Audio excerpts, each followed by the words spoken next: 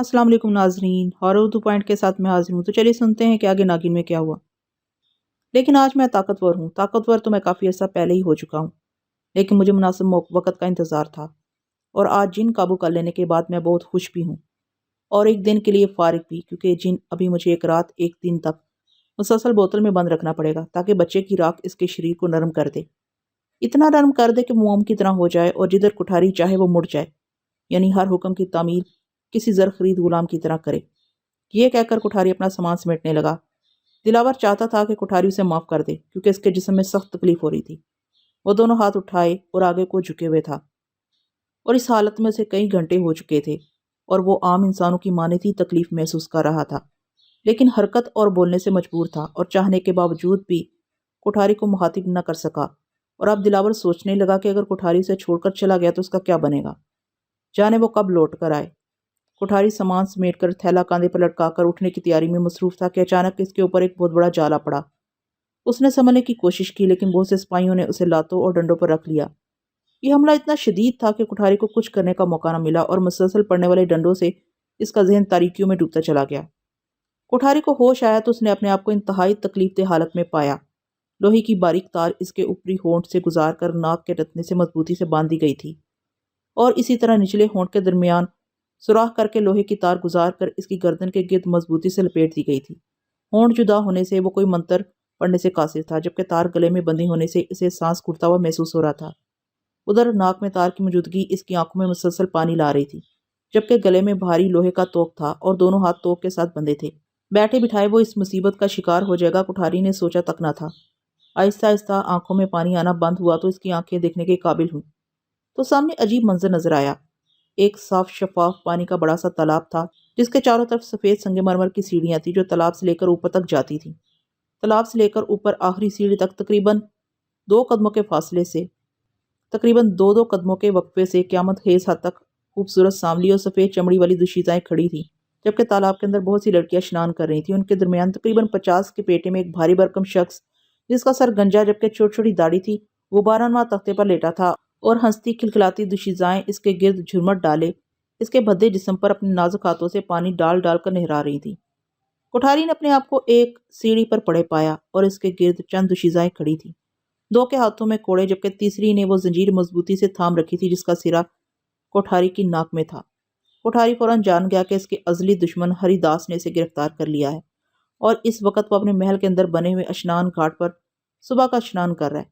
कुठारी को होश में देकर दुशीज़ाओं के कोड़े लहराए तो कुठारी तड़प उठा। लड़कियों से खड़ी होने का इशारा कर रही थी। लड़कियों से खड़ा होने का इशारा कर रही थी। बड़ी मुश्किलों से कुठारी खड़ा हो गया। खड़ा होने में इसकी किसी ने मदद तो ना की, अलबत्ता सही खड़ा होने तक इसका जिस्म सुर्ख हो चुका था कोड़ों की ज़रबों से। राजा हरिदास एक जंगजू और अय्याश तबाह राजा था। सिर्फ 15 साल की उम्र में अपने बाप राजा मानदास को कत्ल करके राजधानी पर काबज हो गया था। सारी उम्र इसने शादी ना की, अलबत्ता हर वक्त खूबसूरत कनीज़ों की झुरमुट में रहना इसका मुश्किल था। पूरी राजधानी से खूबसूरत लड़कियां इसके हरम में पहुंचा दी जाती और फिर इनमें से राजा अपनी खास खिदमत के लिए कनीज़ें चुन लेता। यही कनीज़ें इसको नहलाती और हर वक्त इसके पहलू में होती और फिर ख्वाबगाह में जलवा अफरोज रहती। भोजन के वक्त भी खूबसूरत लड़कियां नवाले इसके मुंह में डालती। सफ़र में भी साथ साथ होती।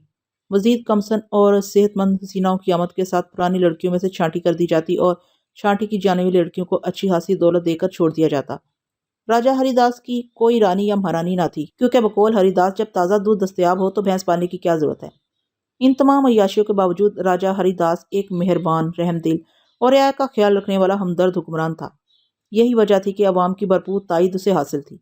अनाने हुकूमत संभालते ही इसने अवाम के जिस मुतालबे को सबसे पहले पूरा किया वो यही था कि राजधानी शांत नगर में जादूगरों का कला कमा करना था। इन दिनों शांत नगर में जादूगरों और जादूगरनियों की वबा आम थी और इन लोगों ने उल्टी सीधी हरकतों से अवाम का नाक में दम कर रखा था। राजा हरिदास ने जादूगरों जादूगरनियों के लिए मौत की सजा का कानून बनाया। जो जादूगर या जादूगरनी नजर आ जाती इसको आग में जला दिया जाता। सैकड़ों ऐसे मर्दो जन भी इस कानून की जद में आ गए जिन पर मामूली सा शक भी गुजरता। कई लोगों ने इस कानून की आड़ में अपने कई दुश्मनों को शुबे में मरवा दिया, जिसकी बिना पर अब पूरी राजधानी शांत नगर में जादू टोना करने वाला ढूंढे से न मिलता था।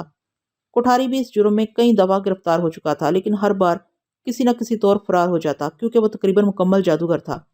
लिहाजा बाज दफा कई लोगों को अजियतनाक मौत से हमकिनार कर देता। آخری دفعہ وہ 20 برس پہلے گرفتار ہوا تھا، اور چونکہ اب وہ خطرناک ہو چکا تھا اس لیے اس کے ہونٹ علیحدہ کر کے سی دیے گئے تھے تاکہ وہ جادو ٹونا نہ کر سکے۔ کوٹھاری اس بے کسی کے عالم میں راجہ ہری داس کو اشنان کرتے دیکھ رہا تھا۔ اس کے ہاتھ پاؤں بھاری توک اور بیڑیوں سے شل ہو رہے تھے، جبکہ ہونٹوں اور ناک سے گزرتی لوہے کی تار سخت اذیت دے رہی تھی اور گلے سے لپٹی تار اس کا سانس بند کر رہی تھی۔ جس دوشیزہ نے اس کی ناک ہونٹ سے گزرتی زنجیر تھام رکھی تھی، اسے تھوڑی تھوڑی دیر بعد ہلکا سا کھینچتی یا ہلاتی تو تکلیف سے کوٹھاری بلبلا اٹھتا۔ تمام کنیزیں یوں اپنی حرکتوں میں مگن تھی جیسے کوٹھاری موجود ہی نہ ہو۔ کافی دیر اس کی حالت سے بے خبر راجہ ہری داس خوبصورت حسیناؤں کے جھرمٹ میں اشنان کرتا رہا۔ تالاب کے اندر اور سیڑھیوں پر الٹ جوانیوں کی کھنکتی ہنسی اور نکرئی کہہ کے یوں گونجتے رہے جیسے کسی کو کوٹھاری کی خوفناک اذیت سے کوئی سروکار نہ ہو۔ پھر راجہ ہری داس کی ہوا بھری کشتی کنارے پر لگائی گئی۔ کنیزیں اسے اپنی باہوں کے گھیرے میں اٹھا کر کنارے پر لائیں۔ سیڑھیوں پر کھڑی لڑکیوں کے دو قطاریں تالاب سے لے کر اوپر آخری سیڑھی تک راجہ ہری داس ان کے درمیان پرازو کوسی کے سہارے سیڑھیاں طے کرنے لگا۔ اس کے ساتھ ہی کوٹھاری کی زنجیر تھامی لڑکی نے مسکرا کر زنجیر ہلائی اور کوٹھاری کو سیڑھیاں چڑھنے کا اشارہ کیا۔ بھاری توق اور وزنی بیڑیوں والے پاؤں کے ساتھ کوٹھاری تون کرہن اوپر چڑھنے لگا، اور کوڑا بردار لڑکیاں کوڑا لہرا لہرا کر اس کے جسم پر سرخ لکیریں بنانے لگیں۔ دلاور بڑا حیران تھا کہ سپاہیوں نے جال پھینک کر کوٹھاری کو تو دبوچ لیا، لیکن دلاور کی طرف کوئی توجہ نہ کی۔ کیا کوٹھاری نے کوئی ایسا عمل کیا جس کی وجہ سے دلاور عام آدمی کو نظر نہ آتا؟ یہ خیال آتے ہی دلاور کا خوف سے روا روا کھڑا ہو گیا، کیونکہ اس کا مطلب یہ ہوا کہ اب جب تک کوٹھاری آزاد ہو کر اس جگہ واپس آ کر دلاور کو خود صحیح نہیں کرتا، دلاور اسی عذاب میں مبتلا رہے گا، کیونکہ یہاں سے گزرنے والے کسی بھی آدمی کو دلاور نہ تو دکھائی دے گا، نہ دلاور کی آواز سنائی دے گی۔ اور اس وقت تو دلاور کی بھوک اور پیاس بھی چمکنا شروع ہو گئی تھی۔ دلاور کی پریشانی دوچند ہو گئی، اور کوٹھاری سپاہیوں سے رہائی پا کر کب آتا ہے، اس سوال کا جواب دلاور کے پاس نہ تھا۔ اس عالم میں رات ہو گئی اور دلاور تھکن اور بھوک پیاس سے نڈھال ہو کر ہوش و حرت سے بیگانہ ہو گیا۔ ہری داس سونے چاندی سے بنے ایک بہت بڑے سنہرے تخت پر براجمان ہو چکا تھا۔ تمام درباریوں کی کرسیاں تخت سے خاصی نچلی سطح پر کتار در کتار لگی تھیں، اور حسین و جمیل لڑکیاں دربار میں تتلیاں بن اڑ رہی تھیں۔ ہری داس درباری امور نپٹانے اور مختلف مقدمات کے فیصلے کر رہا تھا۔ آخر وہ کوٹھاری کی طرف متوجہ ہوا۔ تمہیں اچھی طرح معلوم تھا کہ شانت نگر میں جادوگری کی سزا موت ہے، پھر بھی تم گزشتہ کئی سالوں سے اس کبھی فعل میں مصروف ہو۔ تمہیں کئی بار پابند سلاسل کیا گیا، لیکن تم ہر بار فرار ہو گئے، اور اب تم اتنے طاقتور ہو گئے تھے کہ معصوم انسانوں کے بے طرفے سفاکانہ قتل تمہارے لیے کوئی معمولی بات تھی۔ اپنے کالے علم اور جنتر منتر کے لیے تم نے نہ جانے کتنے خون کیے۔ ابھی رات ہی تم نے گھر کا دروازہ کھٹکھٹایا اور جو نوجوان باہر نکلا اس کو گلا گھونٹ کر ہلاک کر دیا۔ اس کی بیوی پر بے درپے وار کر کے اسے شدید گھائل کر دیا، اس کا بچہ اغوا کر کے لے گئے، اور پھر اس معصوم کو اپنے شیطانی عمل کی چتا پر جلا دیا۔ جب تم عورت کو گھائل کر کے نکلے تو اس کے شور سے اہل محلہ اکٹھے ہوئے، ان کے بیان کی روشنی میں تیری تلاش شروع ہوئی۔ ہر مرگھٹ، ہر ویرانہ اور کھنڈرات راتوں رات کھنگال ڈالے گئے، اور تجھے رنگے ہاتھوں پکڑ لیا گیا۔ افسوس، بچہ نہ بچایا جا سکا، وہ تیری سفلی خواہشات کی بھینٹ چڑھ گیا۔ اب تیرے ہونٹ اس لیے جدا کر کے سی دیے گئے ہیں تاکہ تو کوئی عمل نہ کر سکے۔ مجھے افسوس ہے کہ مرنے سے قبل اب تم موت تک بھوکا پیاسا اسی حالت میں رہے گا۔ کل صبح سورج نکلنے کے بعد کھلے میدان میں دربار لگے گا، اور وہی عورت جس کا بچہ تو نے اغوا کیا ہے تیرے اوپر تیل انڈیل کر تجھے آگ لگا دے گی۔ اس وقت تک تجھے میں اپنی آنکھوں کے سامنے ہی رکھوں گا۔ میں اب تیرے کارن کسی پر وشواس نہیں کر سکتا۔ اس کے ساتھ ہی راجا نے دربار ملتوی کر دیا۔ اب کوٹھاری پریشان ہو چکا تھا۔ وہ سوچنے لگا کہ اس نے فرار کے لیے جو کچھ بھی کرنا ہے کل سورج نکلنے سے بہتر ہی کرنا ہے، گویا اس کی موت میں 18-20 گھنٹے ہی فقط باقی ہیں۔ چاقو چوبند سپاہیوں کا ایک دستہ اسے جلوں میں لے کر راجا کے ساتھ محل کی جانب رواں تھا۔ کوٹھاری کے لیے قدم اٹھانا بھی دوبر تھا، لیکن مسلسل کوڑا زنی اس کو چلتے رہنے پر مجبور کر رہی تھی۔ کوٹھاری سوچ رہا تھا کہ کسی طرح صرف ہونٹ کھل جائیں تو یہ راجا، راج دربار اور یہ تمام لوگ میں ایک پھونک سے بھسم کر دوں، لیکن راجہ داس کو کسی نے صحیح مت دی تھی۔ کوٹھاری کے ہونٹوں کی آزادی راجا کی موت ہوگی۔ راجہ داس اس لیے صبح تک اسے اپنی آنکھ کے سامنے رکھنا چاہتا تھا۔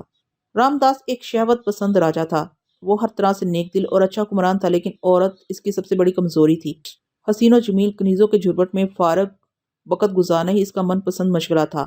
دربار میں گزرنے والے چند گھنٹے بھی گزارنے اس کے لیے مشکل ہوتے تھے، اس لیے وہ تمام امور سلطنت دربار میں ہی نپٹا دیتا، اور شام کے سائے لمبے ہوتے ہی زنان خانے آ جاتا اور درجنوں بے باک کنیزیں مہین لیکن زرق برق پوشاکوں میں ملبوس خصوصی بناؤ سنگار کیے راجا پر اپنی اداؤں کے جادو جگانے لگتی۔ ہر کسی کی کوشش ہوتی کہ راجا کی نظر التفات اسی پر پڑے۔ شام ڈھلے راجا محل کے باغ میں سیر کے لیے نکلتا تھا، اور تمام سینا کے اہلکار اس سے دور رہتے۔